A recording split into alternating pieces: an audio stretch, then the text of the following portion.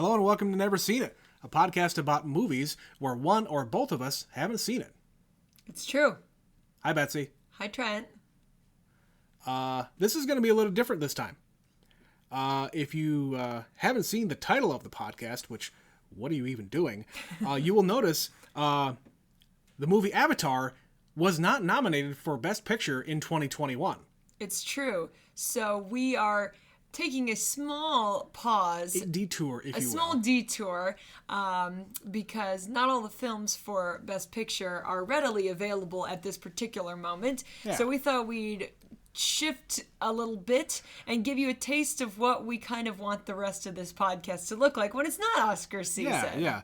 And I think we're very comfortable with talking about Oscar movies, and all of the Oscar movies are ones that we haven't seen yet. So it falls very much into what we're trying to do here. But the real crux of this podcast is basically to get me and Betsy to watch movies that, for whatever reason, we haven't seen. So the movie we're going to watch tonight is Avatar. And the one of us that has not seen this movie I'm raising my hand. Is my dear husband, Trent. Trent, how has it come to pass that in, 12 years? Something like that. You have not seen the highest grossing film of all time. It has just overtaken. This is one of the reasons why we decided on this one. It just recently overtook, Endgame? Something like that. Yeah. Avengers Endgame, which is a fantastic movie. I'm one of these types that I'm a contrarian. I don't like to just go along with other people. It's like, oh, that movie can't be that good. Can't possibly be that good. James Cameron, who's that? that guy who's made some very small movies. That no-name director. Yeah, and I watched Titanic, and I've watched Terminator 2. Those were the two movies that he was known for prior to Avatar, and then it just seems like James Cameron just got more full of himself. So is your problem more with James Cameron than with the concept of Avatar? No, I mean, so we always talk about, okay, what do you know about Avatar? So yes, what do you know about Avatar this many years along? What do you know about the movie that you haven't seen? So, again, biggest grossing movie of all time. There's some kind of osmosis happening at just absorbing it through pop culture references and whatnot. The thing I've been told that describes this movie better than anything else is that it is Dances with Wolves, but space. If you didn't bring it up, I was going to bring it up. Yeah. So I will see when you watch it if you pick it. Now, you've seen Dances with Wolves, yes? I have. Has it been a recent view? When was the last time you saw this movie? No, I haven't seen Dances with Wolves since I was a kid. Okay. And it was, more relevant back then, related to the movie we just saw, Nomadland. A lot of Dances with Wolves occurs and was shot in South Dakota. Yes. An adopted native son, Kevin Costner, was starred and made that movie, basically. So knowing what you know about Dances with Wolves, what do you think that has to do with Avatar? So it could be some kind of, not an infiltration, what's the word I'm trying to think of here, but an integration with a quote-unquote native people of a land that humans maybe do not, are not familiar with. Okay. Maybe discover, or and maybe he identifies with them. I'm just kind of quoting what Dances with Wolves is. Identifies with them, integrates into their culture, and just finds a better life there, possibly. Now, Avatar, the name, from what I understand, like these blue people, there are blue people in this movie. There are blue people. It's full of blue people. Yeah, and what I think I know about this movie is that these people are they're real, but maybe like humans are getting into some kind of. I might completely sound like a moron here, so forgive me. Maybe like some humans are like inhabiting these beings' bodies in some form. Maybe they're robotics. Maybe they're avatars in this case. They just You as a gamer understand the concept of an avatar. exactly. This is a representation of yourself, and you control the creature, let's say, and integrate into the world that way. Because hey, dude looking like a dude, he is not a blue dude. Okay. So, do you remember who's in this movie? oh god, Sigourney Weaver. Yes, Sigourney Weaver is in the movie. She's probably the if I'm remembering, I haven't watched this movie in a while. I would say she's the most well-known person in this movie. What's the gal's name who's Gamora in the Guardians? Zoe Saldana. Zoe Saldana. Yep. That was it like her first breakout role? I would say at the time it was her biggest movie. Yeah. Yes. Okay. God, I cannot remember anybody else. Okay. Those so cast-wise, you don't know a whole lot. I don't remember. You don't really know the plot. Yeah. Do you know about the SNL skit where they were talking about the fact that the title is in the papyrus font? If you want to get really nitpicky about things about this movie. Oh, man. We'll have to watch that after we watch this. It's a Saturday Night Live skit about the fact that the designer of the biggest movie of all time chose papyrus as the title card. But only James Cameron. Okay, well, are you looking forward to seeing this film? I'm kind of scared of it. Are you curious? I'm scared. Like, I don't really know what to expect. What I just said is probably completely wrong. I don't care.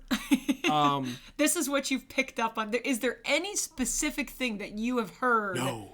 At all? Not at all? There's gonna be 2 more, so it can't be like there's gonna be 4 more. Fine. I know there's gonna be more movies, so the ending isn't like a nuke going off and all the blue people are dead. Or maybe is it? more, maybe it is. Of course, I have seen this movie. I've seen this movie a few times. Okay. Do you like this movie? I think it's irrelevant when I think about this movie. I've seen it multiple times. I will tell you that much. Okay. So. Okay, here's a question. Yes. Now, we are not watching this in its intended format, by the way. Okay. Its intended format is in theaters in 3D. I forgot. This was the first, the really big 3D movie that made movie companies a shitload of money after Avatar came out, and while Avatar came out, but movie companies found out, we can charge an extra $3 or $4 or $5 for 3D glasses to make the movie that much better. Listen, we could go out of our way to get the 3D technology and watch it at home. The television we have upstairs has a 3D capability, but we don't have that.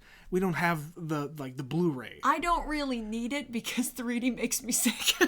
I can't sit. I think it's because you and I both wear glasses. It's very hard to wear glasses over your glasses. But my question is, did you see it in 3D at the time? No. Okay. No, I didn't. Okay. No, I did not.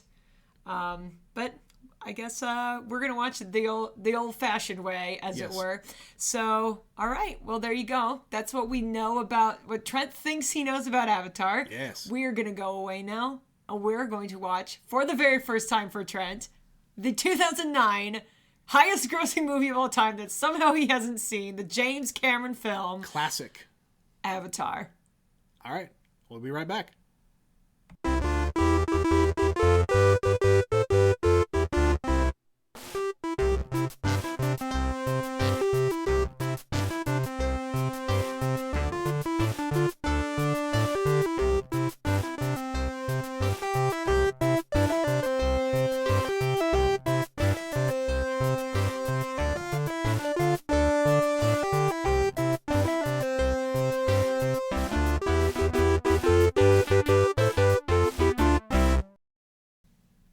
Was Avatar. So Trent, it's been 12 years, but you finally did it. You've now joined pretty much everyone else on planet Earth in seeing, once again, like I said, the highest grossing film of all time, James Cameron's Avatar. James Cameron would like to let you know it is now again the highest grossing film of all time. Thank you very much. So I know that you were taking some notes and you stopped me a couple times throughout the movie. So what are your thoughts about Avatar? Okay, so at the end of this, I feel like I've seen this movie before. I do believe it's called Dances with Wolves. Oh no, Betsy.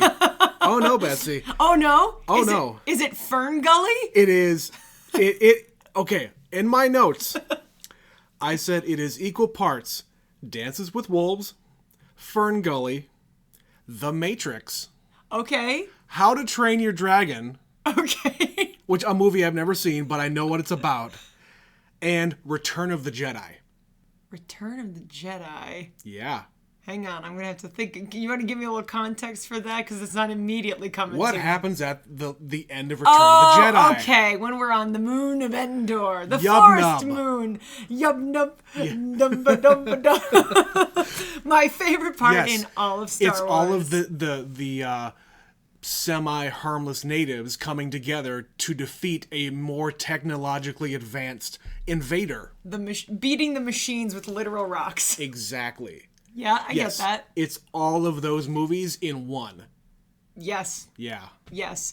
But the reason I think you know when I asked you what you thought you knew and how you described it, I was spot on. you were spot on because you understand the concept of an avatar, like I said, because Of course. of gaming. You understand. Yeah, and if I were to add on to my list of things that this is like, it's like a video game. A little bit. This is like I don't even know what to call it. I couldn't think of a specific video game that I've either played or know about that it would really go with, but yeah, it's a lot of that kind of a narrative that I've seen in games before. Well, listen, we haven't watched this movie either, but Ready Player One. The concept of Ready Player One is you download yourself or upload into this game world and you're playing a different character. So kind of the same thing. So yeah, I think your knowledge of just the word avatar and applying it to that makes total sense. And again, it's not only that, it is the cultural phenomenon that it was caused me to really know a lot about this movie. Yeah, this is true. But the Dances with Wolves thing, going back to that. Yeah. So I haven't seen that movie in a long time, but when I saw this movie, all I could think when I was watching it was, this is Dances with Wolves. So it's a man who is in the military, who specifically has a leg injury, who decides to go, who's at the end of his rope, and decides to do in his mind something a little bit crazy, and he goes to a foreign landscape wherein he's brought into the native culture, and he falls in love with a woman, and he is accepted, and then by the end of it, he is on their side, and he helps them defeat his own people. Yeah. Which movie am I talking about, Trent? Well, it's the movie where they don't refer to him as their savior or the chosen one. Oh, let me tell you though, there's some white savior stuff going on in this movie. It is dripping with that concept. So when this movie came out, I can't remember my initial reaction. I don't think I hated it. I don't think I loved it. It's all right. It's good. I enjoyed it. It's an enjoyable movie. There's a couple of moments that I think that are a little bit too much. Like, there was a scene where he's off on his own right away, where he's surrounded by the fake dogs things. Yep. And she comes to save him. That I think it was kind of played off like, oh, this is this intense scene, and they're trying to really get me invested, and I just didn't give a shit. Not that I didn't care about the character or anything. I think Sam Worthington did a pretty good job, except for a couple things that we're going to get to later. That took me completely out of it. I think it was just the CG was not advanced enough back then to really get the motions captured. Yeah. That I'm used to seeing in more modern films. Well, that's what's really interesting about this movie is because this was the first movie done completely digitally, And they did the most motion capture, I think, of anybody. True? I'm a little foggy on the details, but this was like a really huge deal with animation. It was a lot of technologically advanced things that movies were not really doing yet. It won the Academy Award for visual effects, and that makes total sense for 2009. And I was, again, doing a little reading up before this because I'm trying to refresh my memory about the context of this movie. Yeah. It took 4 years to make this movie. Yeah. So this movie started in 2005-ish. Right. And if you think about that, now we're 16 years away from that. The quality of the visual effects is actually pretty good. But looking at it in retrospect, we have advanced so far beyond that, that, you could look at this and go, that's not very good. But there's a lot of movies you could say that about. At the time, though, this was a spectacle. Totally. And I think, based on that, I still think it... Okay, I'll say this. The movie is beautiful. Yes. The landscapes, the world of Pandora is beautiful. Yeah. And we keep saying, I play a lot of video games. That is on par with a lot of things that I've seen, just built in these modern game engines and CG engines that now in like 2020, 2022, it's really impressive. Looking back on this I was totally into the look of everything. Totally cool. Yeah.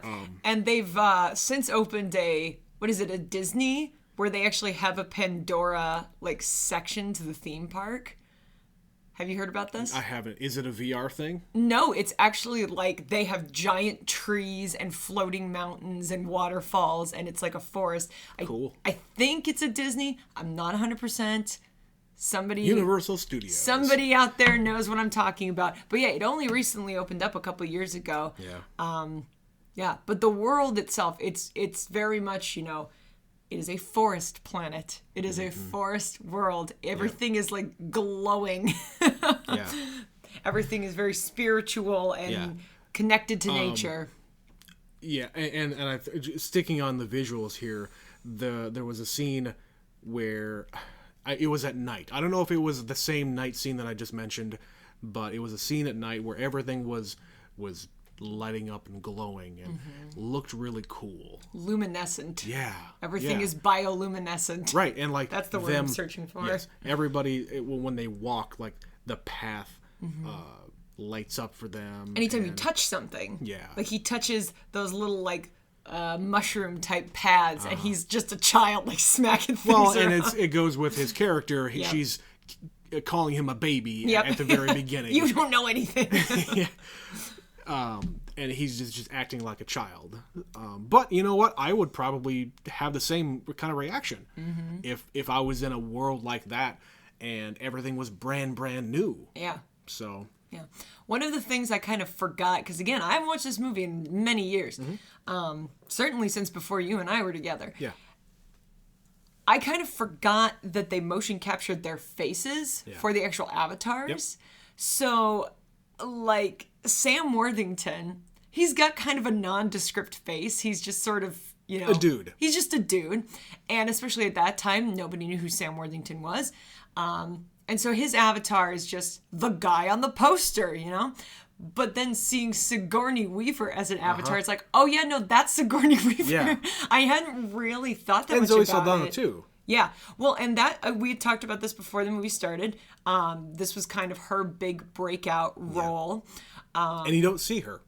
And you don't see her. You don't see her at all. And hers, to me, didn't look like a tremendous amount like her. I could see it. I guess I could see it, but, not in the way that Sigourney Weaver looked like hers. No. But, again, context, she's this is 2005 or something that she's recording this.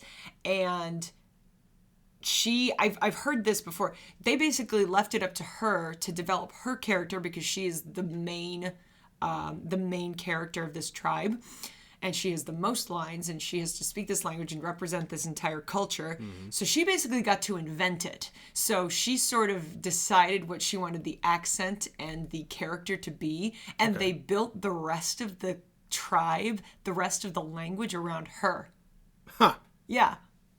I thought that was really cool. Interesting. Little nugget I know about this choice. movie. Well, and then, of course, she's gone on to just explode. I had seen her in, I think, one movie before this came out, and it was Center Stage, in which she played a ballerina. And that was her debut, because that was her thing. She was a dancer. I know. Why do I know this much about Zoe Saldana? I did not know that. Yeah, she was in Center Stage because she was a ballet dancer. Okay. And that movie's about ballet dancers. Have you not seen Center Stage, Trent? Maybe we need to watch it. I think we need to reconsider this podcast. This is just going to be me berating you to watch all the movies that I deem you need to. Yes. So let's talk a little bit about the movie and the movie as a whole. As a whole.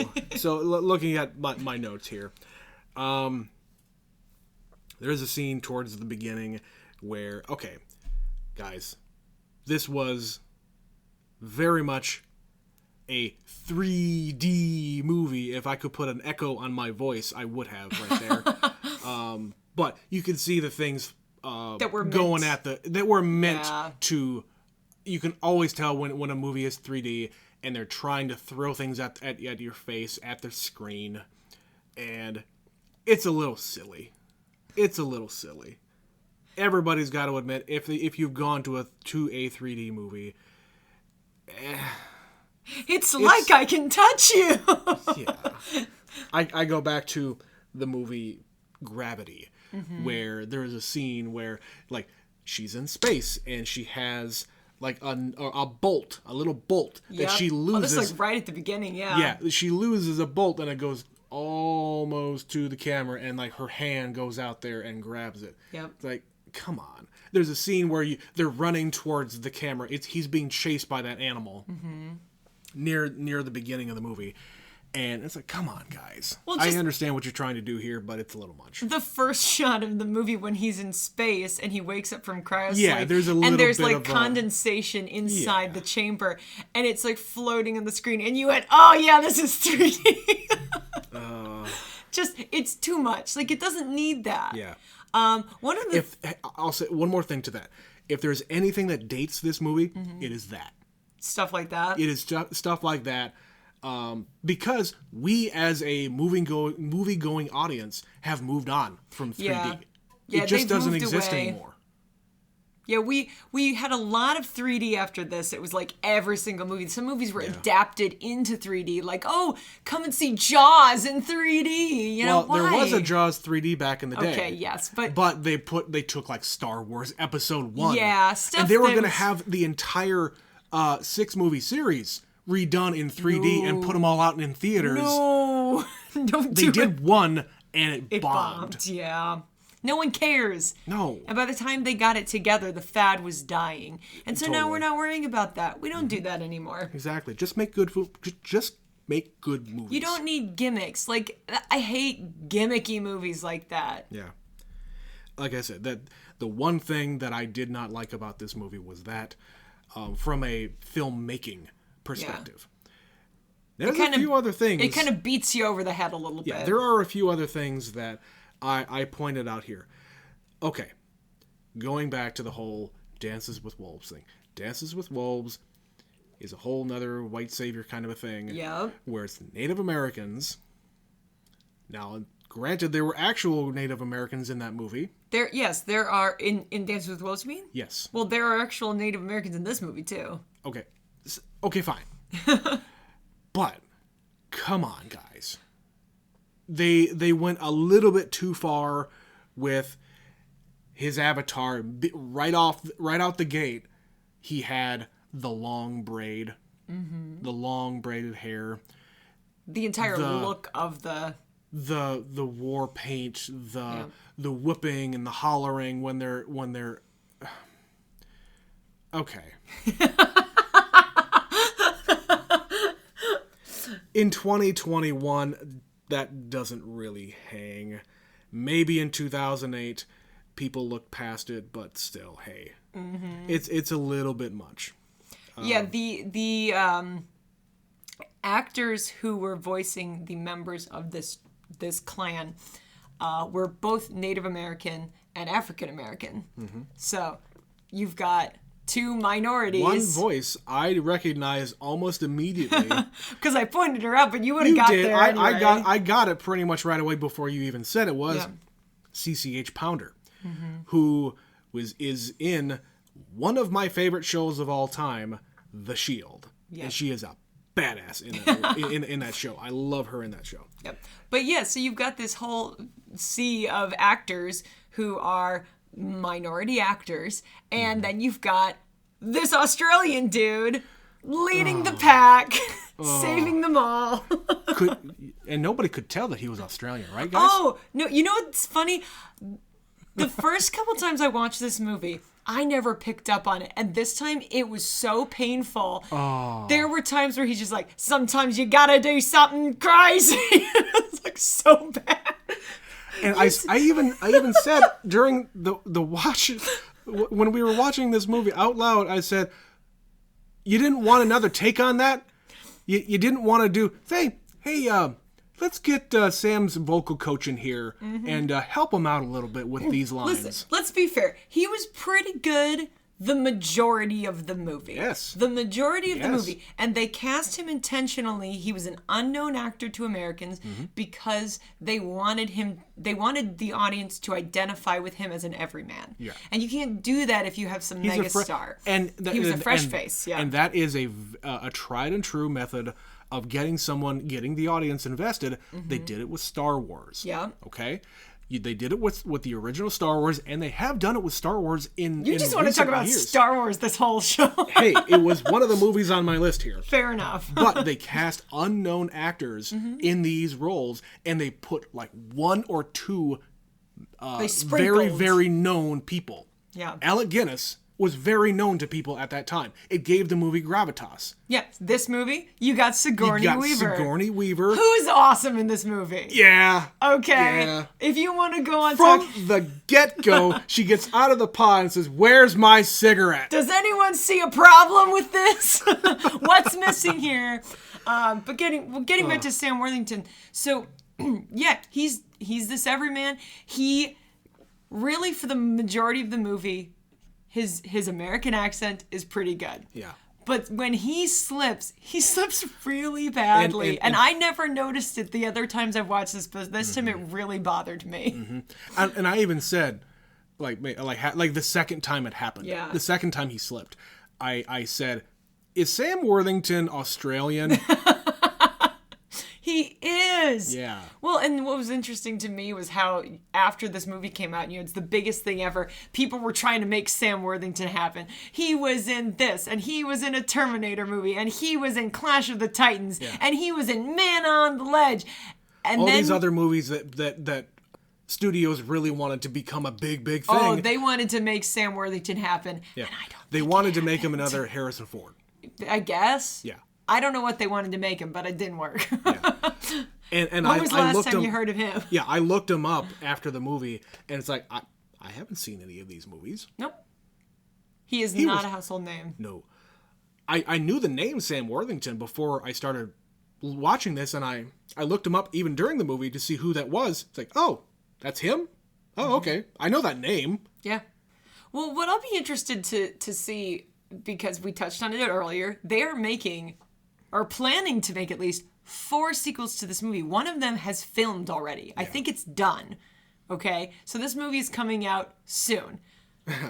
12 plus years after the fact. Yeah.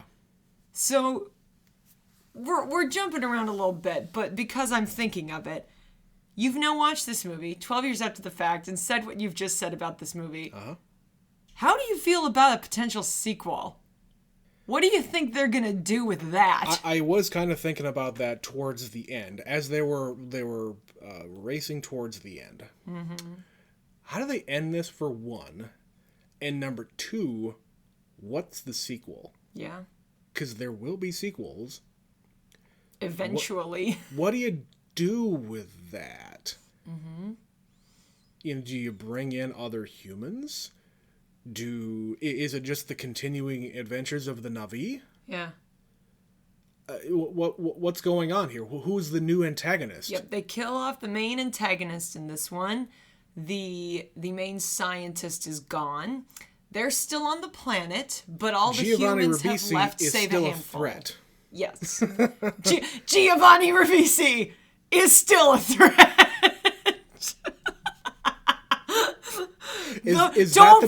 Don't forget it, everyone. Don't let him sleep on you. Don't sleep on this. Is that the tagline for the sequel? Giovanni Ribisi is still a threat. It could be. But you know what? Towards the end of that, it did seem he was a little remorseful, maybe. I mean, maybe. He was playing a smarmy little businessman. Right. And okay, a few other things that I wrote down. I said, first of all, I think everybody made this joke back in the day.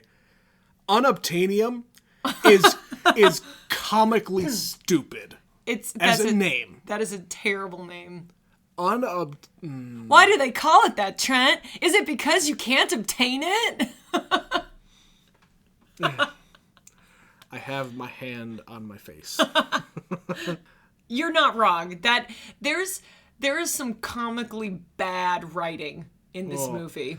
Comically bad. It's almost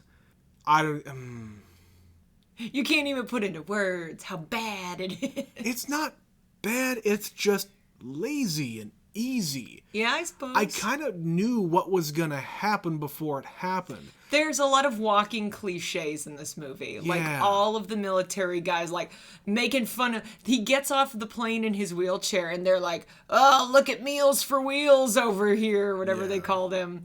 And yeah, they're just, well-rounded characters. All of even the factions were...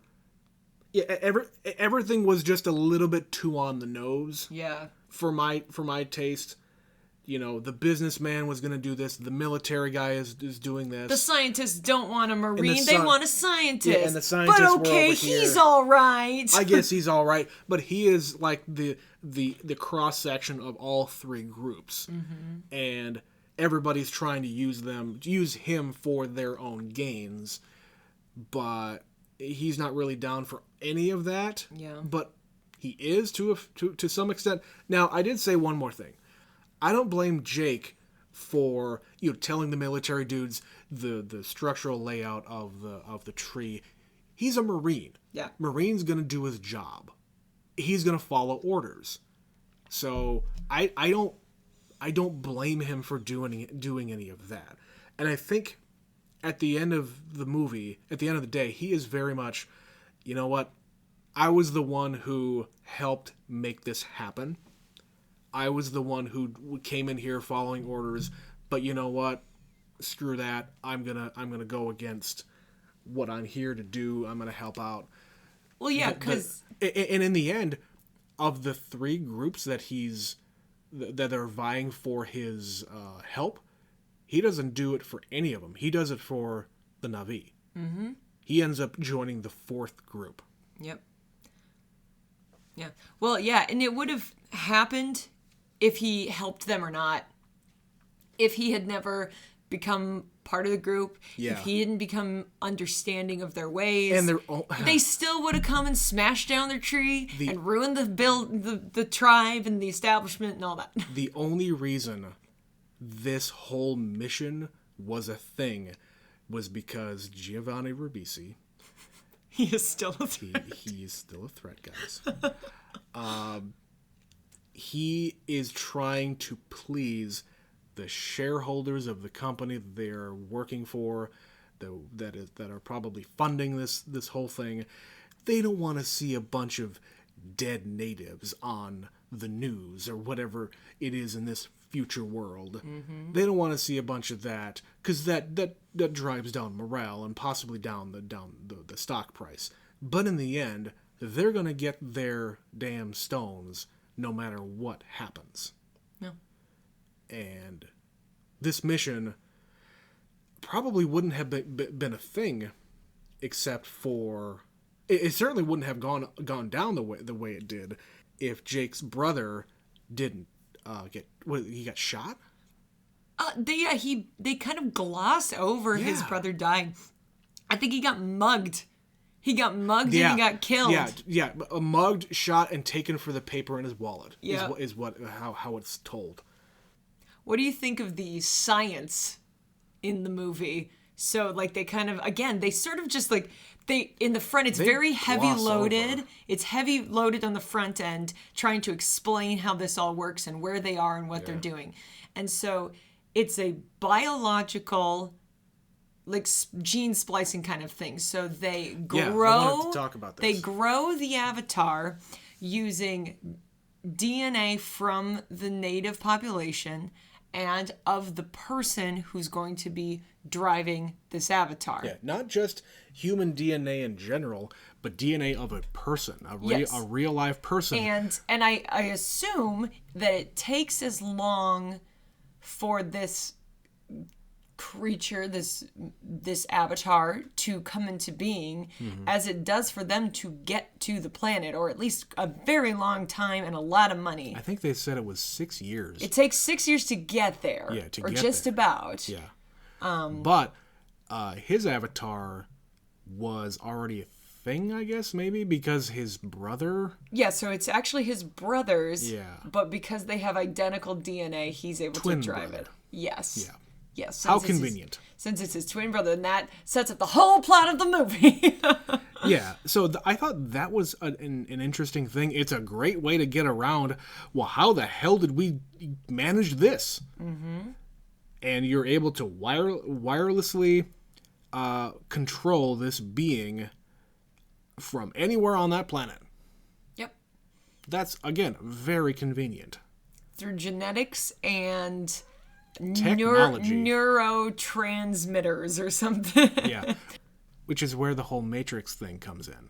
I did, I did at one point of the movie think about that. So I'm not surprised you also mentioned the Matrix, because they're uploaded into the Matrix. They're jacking in. Yeah. Yeah. So like, even with the visuals, like going, like as soon as the thing closes, they visualize going down a tube. Yeah. And a neural pathway. Yeah. Or fiber optic cables. Yeah. And you haven't seen this movie. This is another movie we'll eventually get to. But in the third Matrix movie, they actually have the big walking mechs that are depicted in this movie. Yeah. They are actually manned, but like they look very, very similar to those mechs in that movie too. Mm-hmm. Well, yeah, there's another point I thought about throughout the movie was they have these genetic avatars, but then the military guys have their own version of these avatars, and they're just these big robots. I loved at the end when you screamed, "Why does that robot have a knife?" Why does that robot have a knife? I don't know, Trent. Because the big, bad military man with the big 3-inch scars on his face needs to also have a knife when he's a robot. That guy was a little much. He was a bit much. And yeah, he's, like I said, he's kind of a walking cliche. He is a, if you described on paper, like who would we describe as a rough, tough military marine type of man? Yeah.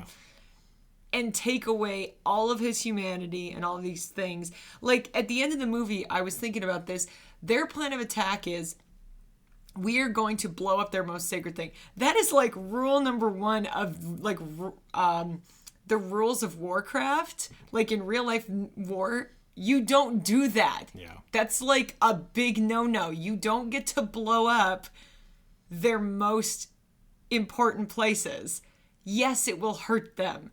But that is not allowed. So the fact that that's just like the first thing he does, he's like, we're going to blow him up. And let's make this quick. I want to be home in time for dinner. Like, he has no remorse. Again, it's comically bad. Mm-hmm. Like, he's a comical villain. So in the end, I'm still not sure if I like the movie as a whole. Like I said, there are so many different things that this movie it seems to be just completely ripping off. Yeah. It's like it's not an original idea by far. No. And like taking the whole cloth thing from Dances with Wolves and sprinkling in all of these other things, I think is a good crowd pleaser. It evokes so many different things that other people have done and seen. Like, I've seen all those movies. Yeah. That I mentioned, except for How to Train Your Dragon. But again, the premise of the movie is in the title, so I feel like I've seen it. But my point is, as a whole, it's kind of hollow.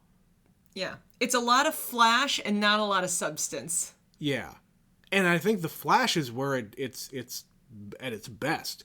Like, the visual landscape of everything that you're looking at is unmatched by anything I've seen probably since then. Since 2008. I'm trying to think of a movie that was visually pleasing to the eyes. Maybe except for Mad Max Fury Road. For completely different reasons. For completely different reasons. And that is all practical effects. Exactly. They didn't need all the CG for Mad Max. Movies like Mad Max are absolutely wonderful because they had to do it. They decided. They didn't have to. They decided to do it the hard way. Yeah. Avatar is a movie that cannot exist unless you do it this way. Yeah. And so you're never going to get all the exotic No. plants and animals and things like that. No. I get that. If you did, it would look cheesy as hell. This was a movie that James Cameron wanted to make for like 15 years. Yeah, this is his but baby. the technology didn't exist. Yeah. He had to create the technology and wait for the technology to execute this movie. And wait until the next ones. What in God's name is he going to do when Avatar 2 rolls around? How is it going to look when you stand it up next to this one? Is he the George Lucas of our generation? He'll probably be. Let's be honest. Well, and like the love scene in this movie is just like, you may now choose a woman. This one is the best singer. I don't want her. This one is a good hunter. Yes, but I've already chosen. But she must also choose me. But she must also choose me. Like, it's not romantic. No. There was not a lot of vibing going on. No, I could see how at the time, and even now, as a whole, is this a movie you can sit down and enjoy? Sure. But it's a 2-hour and 40-minute slog that you got to get through. And there's a lot of stuff that probably doesn't need to be here. And the reason why it is that long is because he was filling in the hollowness with visual splendor. Yep. That's what this was. The plot points are just more excuses to show off. Yep. But let's go back to Sigourney Weaver for a minute. All right. Hard shift. All right. Easily the best thing in this movie. Easily what you were talking about, giving the movie gravitas. Because everybody else in the movie is not really working very hard. But I believed her. Yeah. Like, she was the one in the movie where I was just like, I believe her as a scientist. She's in this world full of big, tough men, and she's a big, tough woman, and she doesn't need their crap. And, you know, she feels remorse about kind of... they don't explain what goes down, why she's not allowed in the tribe anymore, but she desperately wants to go back there because she connected with the kids. Yeah. She taught school. She taught them English. When she returned, all the kids flocked to her like you would a returning teacher. Yeah, that was the last thing on my list here that I haven't mentioned. I knew that Sigourney Weaver would not survive this movie. You saw that coming a mile away, too? Oh, yeah. Yeah. Sigourney Weaver is not a spring chicken. If they were going to make sequels to this, she may not be around. You know, she's 72. Yeah, she looks damn good for 72. In this movie, she was not 72. She was 60, but still another American treasure. Nice. All right. I had one more thing I wanted to bring up. Okay. So this movie was nominated for Best Picture the first year that the Academy Awards expanded to 10 films, up to 10 films. Okay. I would have to go back and look at the movies that year to see what else, but I fundamentally believe that this would have gotten nominated for a lot of technical awards. and won, and rightfully so, because they got nominated and won in real time. Sure. I don't know if this would have made the cut if it was just 5. Yeah. As a film... Looking at it now... Yeah, as a film, I don't believe this would have made the cut. I also don't remember what came out in 2008. So some of the other ones were Up in the Air. I think that was The Dark Knight. Oh, The Hurt Locker. The Hurt Locker was the movie that won that year. Okay. And it was down to The Hurt Locker and Avatar, which, if you don't know this, the director of The Hurt Locker used to be married to James Cameron. Oh, I'm blanking on her name. I did know that. Catherine Bigelow. Yeah. Yes, they used to be married. And she won and he didn't, and she won and he didn't. It was great. Yeah, she got Best Director too, right? Yeah. Yeah. But yeah, The Hurt Locker is a very, very different kind of movie. And all the things that I have problems with this movie, I don't have with The Hurt Locker. Yeah. But you'll get to watch that one. You'll get to see for yourself. Hey guys, we're going to watch The Hurt Locker eventually. Eventually. Yeah, but looking at the landscape of the movies that were nominated that year, I don't know that this would have made the cut. Yeah. Except that was when the Academy was trying to cash in on, this is the biggest movie of all time. Yeah. How can we not pay attention to it? How can we not give it awards, or at least give it a chance? I think it might be the same kind of attitude that got Black Panther nominated that year. Absolutely. It was a huge, huge phenomenon for its year. And a great movie, too. But there's so much more meat on those bones. Yes. And it treated that movie and those characters with much more respect than this movie did. Mm-hmm. Not that it was bad. Not that it was completely insensitive. No. But it didn't go where it needed to go to satisfy that.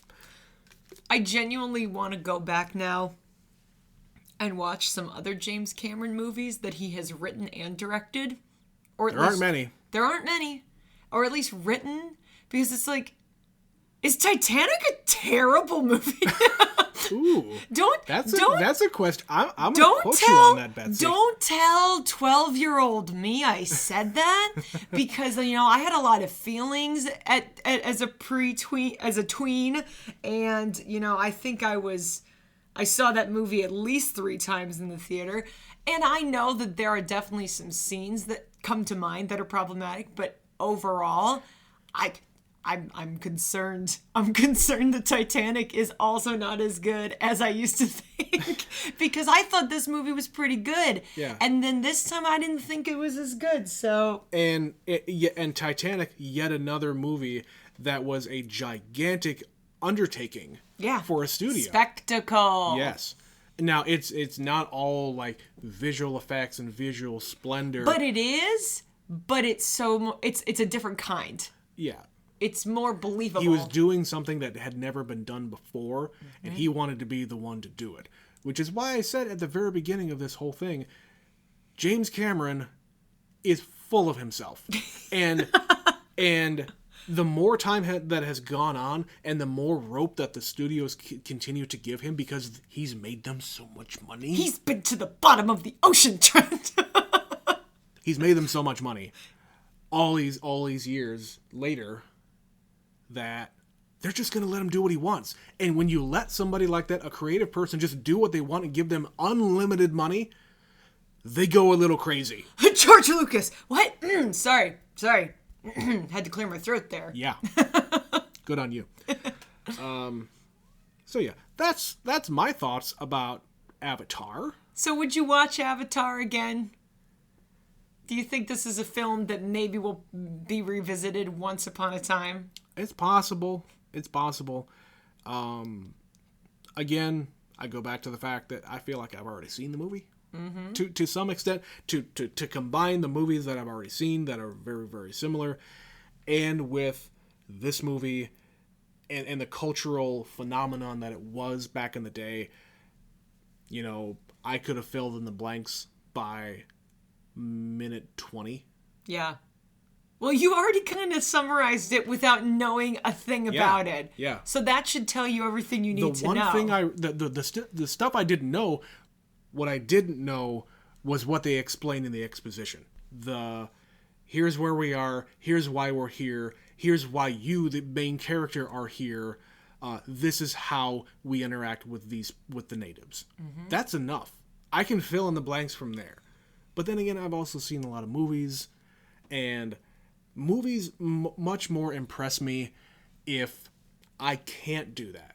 Yeah. If you leave me guessing the entire movie, or you throw me a curveball, I think about the movie Arrival. Yeah. And the mind fuck that plays on you when you realize at the very end what the real twist was. Genuinely, I got it 30 seconds before they gave it to me, and I was just like, what? Yeah. Okay, we won't spoil Arrival for you, because you will need to go and watch Arrival. That was one of those movies that I think flew under people's radar, and it's an incredible movie. So just, okay, watch the movie. Arrival, fantastic. It is very rare that a movie makes me want to go and watch it immediately right after I leave the theater. Stop what you're doing, turn around, go back in the theater. Yeah. Yeah. This movie doesn't do that. No, it really doesn't. So, all right, we won't belabor the point here. Avatar's okay. I'm glad I watched it. Yeah. I'm glad I watched it. You can check another Oscar movie off your list. Totally. And I'm really, really curious now what the hell Avatar 2 is going to be. It's certainly going to be. Eventually. It's filmed. It has to. They have filmed it. It has to come out. Yeah. James Cameron will not allow it to not happen. And the movie studios really want to make another, $2 billion this time. Oh my gosh. Well, and we touched on it several times. It's the highest grossing film of all time. It wasn't. It was. And then it wasn't. And now it is again. And only because of a technicality, because they re-released it. In China. In China. Yeah. So we'll see how long it hangs on and how long it takes the second one to creep up on it. Yeah. Well, I'm glad I finally got you to sit down and watch this movie. I think there's several on our list that may end up in this podcast. Some that may not. But this was too big to leave alone. Yeah. And again, guys, this is kind of a preview of what we're going to be doing with this podcast going forward. This has been on my list for a very long time of movies that I wanted to see. It's kind of the whole premise behind us doing this. Mm-hmm. Like, I want a reason to just sit down and watch a 2.5 hour movie. Make yourself watch this thing that you've been putting off watching. Yeah, and it's a matter of having the time commitment and really getting anything out of it, because I like movies, but at the same time I want to see current movies because I want to stay current. It does me no good to find out, this 2008 movie that made $1 billion plus, okay, I guess I need to have that cultural touchstone. Yeah. So, but we'll be doing this for, I think, one more episodes at least. Yeah, we're going to do another one of these before we get back into the 2021 Oscar series. We got 4 more of those to go. We got 4 more of those to go. And after that, we're just going to do this until probably next year when the next season comes around. When the next Oscar season comes through. So, yeah.